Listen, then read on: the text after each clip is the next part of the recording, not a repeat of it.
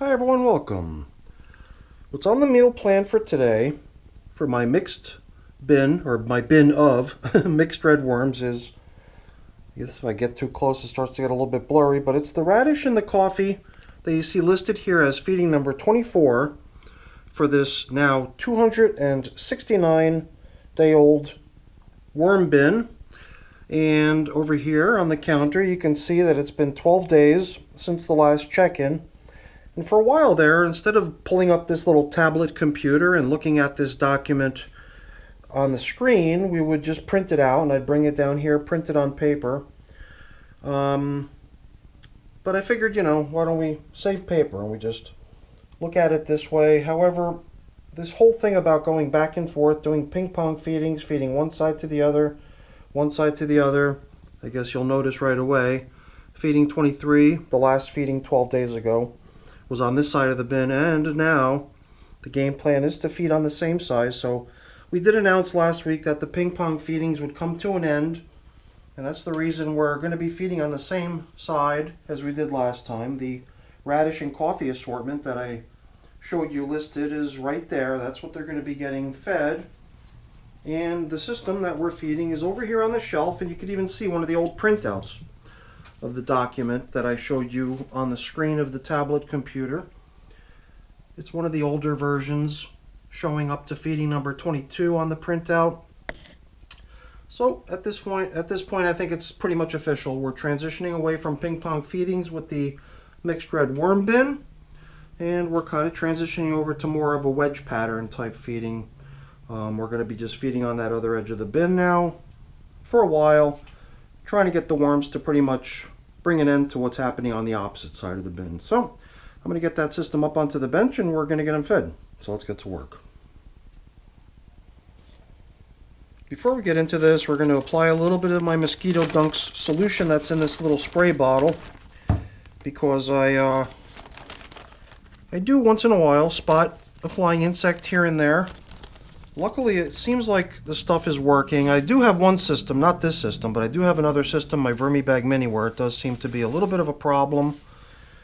And I'd like to keep that problem contained to there only. And for that purpose, I'm just starting to get in the habit of applying the Mosquito Dunk solution as more of a preventative measure in most of my systems. Well, trying to do it in all of my systems if I don't forget.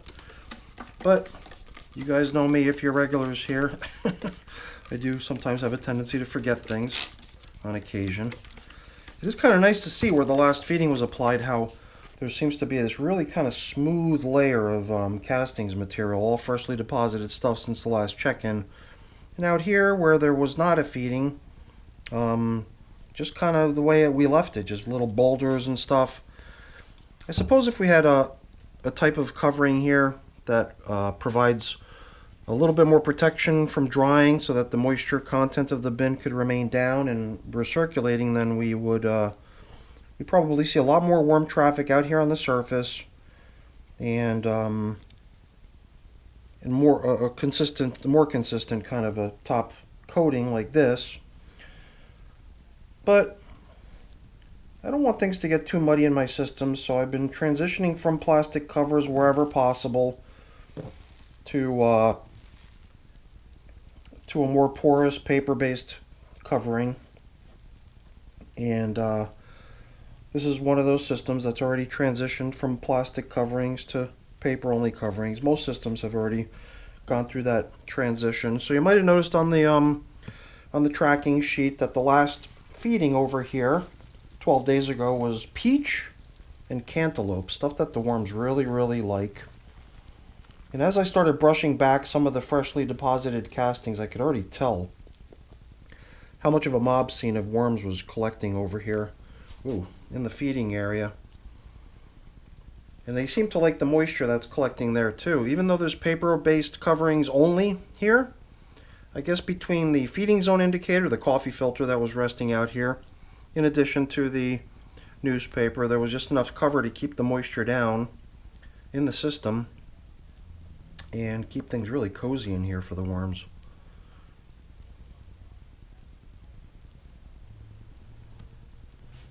These little guys sure do squirm out of view quickly, and all of them stay right there in my hand even though they get out of the bright lights, they do stay in my hand and just make themselves scarce by burrowing down into the material that's nearby so they can get out of the light, because it's something most people, I believe, already kind of understand about worms, is that the worms don't like the light.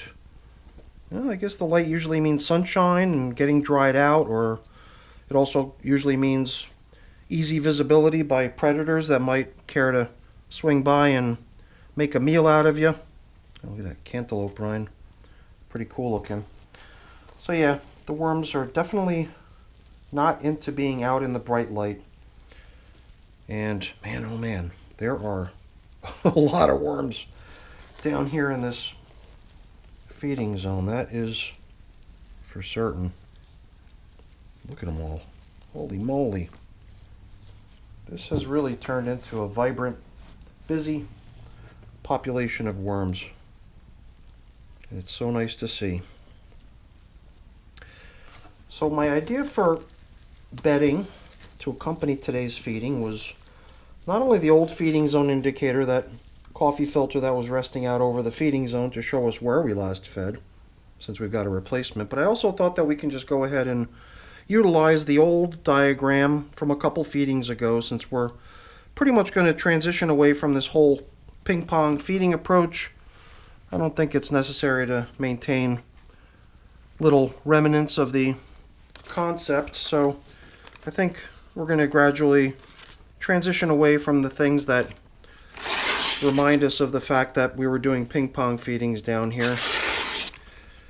So we're going to try to embrace and get into what the new thing is for this system, which is more of a wedge. And if you're not familiar with the concept of wedge, I think it was Ann on the Plant Obsessed channel who really kind of coined the concept, or whether she kind of adopted it from somewhere else, I'm not sure, but that's kind of the place where I hear it used pretty frequently, the concept of wedge. You know, as you know, a wedge, you stick the wedge under the door, the small part goes under the door, and then the other end prevents the door from swinging, is bigger, and that just is the visual, graphical representation of how the bin is operating in terms of, you know, food concentration.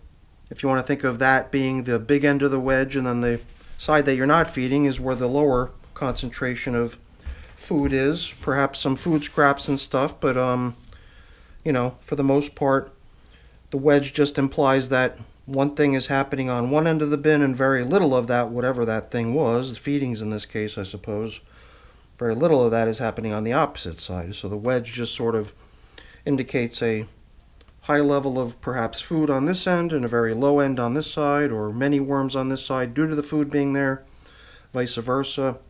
However you want to think about it, but that's the way wedge sort of looks in my mind when I think about it relative to worm bins, and when that expression is used to talk about worm bins. And you know, as we kind of depart from the whole ping pong feeding and the diagram showing what was fed on each side, we'll have to sort of start breaking that down too. And I don't know if we're going to do that here today, but my idea was to actually go over into the opposite end of the bin and eventually start picking some of the old food scraps out of there, so that the notion of certain foods that were fed on that side will always remain on that side. At this point, I do want to really adhere to the concept of the wedge, and in doing so, I want to try to gather up here and there bits of the food items that were always put in here and always kept over here, and actually start concentrating them over in the side that's really the edge of the wedge that's meant for feedings going forward.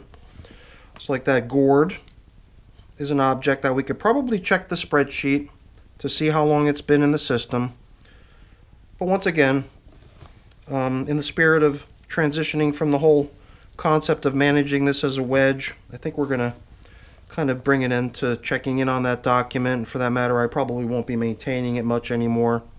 I mean, maybe just to feed my OCD, I'll probably continue updating the document, keeping track of what was put in on this side. But I'm not going to go so far as to, you know, move all the food items over on the document or anything like that. That document was kind of cool to follow along on and to be able to reference, just to look up the gourd and see that it's been in there for a certain period of time. But at this point, I think it is time to depart from the whole wedge concept, and depart from the whole ping pong concept and really get down to managing this as a wedge. And, well, I guess my glove will go in the trash at this point. This glove has had this hole in it for many check-ins now, and I've continued to use it this way. But I think this hole has finally reached a size that I just don't feel like I want to continue using it anymore. Time to upgrade to a fresh glove again. So yeah, I'll keep using my glove over and over. So this collection of breadcrumbs has lasted a long time. Hopefully within the next feeding or two I can finally do away with it. I keep feeling like I should just dump it out and be done with it already, but for whatever reason I keep keeping a little bit of around. Maybe putting in this coffee portion here is our final excuse for turning back to this collection of breadcrumbs and maybe just doing away with it at this point. Why don't we do that? That'll make it official.